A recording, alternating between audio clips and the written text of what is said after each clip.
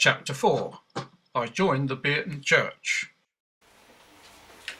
I finally joined the Bierton Strict Baptist Church in 1976. This was because they had fellowship with Gospel Standard Baptists and they believed those things which I'd just mentioned. And many of the churches in my day had turned from those truths and were even speaking against them. I met Mr. Hill, a Gospel Standard minister from the Ebenezer Strict Baptist Church in Luton, who assisted the church in my admission to membership. They were satisfied that I'd been baptised by immersion and with the account of my testimony of conversion, so I joined the church. I met my wife later, shortly after this, on a holiday which had been arranged by the Bierton Strict Baptist Church by a family called the Pascoes. And in 1977 we were married. However, before we were married, my wife-to-be encouraged me to train to be a teacher. At that time, you see, I was a service manager at Granada TV Rentals. And I had an ulterior motive, really, and that was this, because I wanted to train and learn to teach. You see, I wasn't very impressed by those that had gone to Bible college, because they seemed to turn to every other means, rather than preach the gospel, to try and attract people. Like drama, music, puppet shows, you name it. None of these things did the apostles adopt, nor did Jesus Christ commission people to do. So I wanted to train to be a teacher myself. So I went to the Wolverhampton Technical Teacher Training College on a full-time basis, left my work and trained to be a teacher. I graduated from the Teacher Training College, it was in fact Wolverhampton Polytechnic, with a certificate in education awarded by the Birmingham University in 1977. And then I taught electronics at Luton College for 10 years. In 1982, I felt called to preach the gospel and made my mind known to the church. And I communicated with Mr. Hill and Mr. Hope, Mr. Hill from Luton, Mr. Hope from Reading, and they shared with me, and in conference we talked about the things that I've been experiencing and what I should do. And when questioned about the law of Moses, I said, now look, Jesus Christ the Lord did not become righteous by his obedience to the law. He always was righteous. And they soon realised that I knew that the law was not the rule of life for the believer, and they were very pleased with my account, and they recommended my membership, recommended my call to the church. So I went before the church and I set aside time to preach the gospel. People came from Oxford, from Eton Bray, from different places, and in January 1982 the church sent me to preach the gospel. And from that day, for 2 years after that, I preached in a range of churches throughout the UK. I preached in many churches.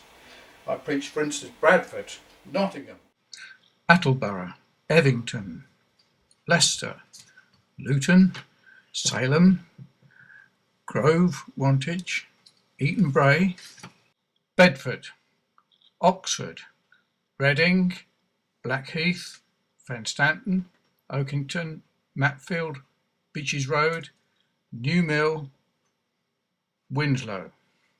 I could have been preaching every day, every weeknight, on the weeknight service and every Sunday, but I got a family, I was also a member of a church, so that was what happened when I was sent and called to preach.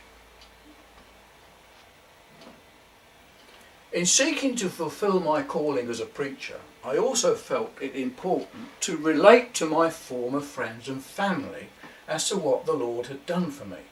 Just like the demoniac, he wanted to follow Jesus. Jesus said, no, you go back and tell your family what the Lord has done for you. So I, at a preaching service that we'd arranged at the chapel, I simply went to the newspaper and said, look, can I just put an ad in the paper to invite my former friends? I'm going to share with them what God has done for me.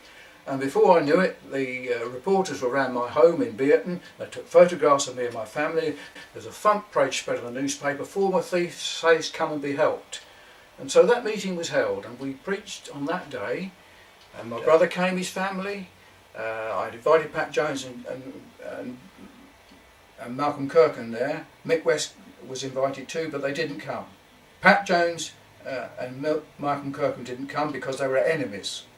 Pat Jones, you see, had gone round to Malcolm Kirkham's home some time ago with a shotgun to kill him. And Malcolm Kirkham, in revenge, was going to kill Pat Jones with another gun. The police had to stop them, so they wouldn't be in the same building together. Mick West wouldn't come because he didn't want to be associated with other criminals.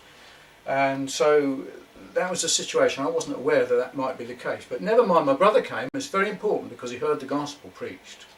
And he was to become a Christian many years later in the jail, in New Bidderwood Prison, as I'm going to relate to you later. My parents came, or my mother came, and providentially, and it wasn't me doing, this meeting was actually televised.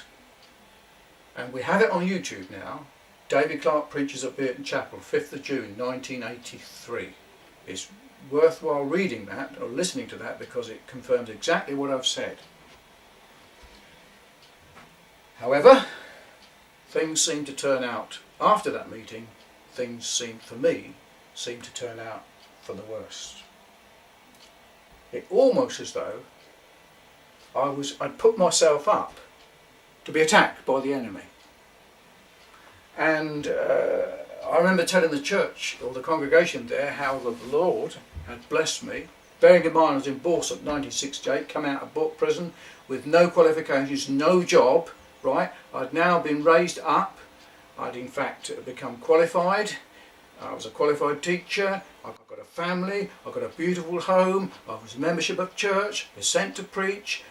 Twins on the way. I had 2 other children. I had a financial income which was far more than I could ever ask or think. The Lord had blessed me. And I mentioned that to the congregation. However, and of course remember this, the scripture simply says that promotion comes from the Lord above. Okay? The Lord puts up one and puts down another. However, take Job for instance. Who put Job down when he went into his trials? Because this is what happened to me after this. I'm going to relate shortly.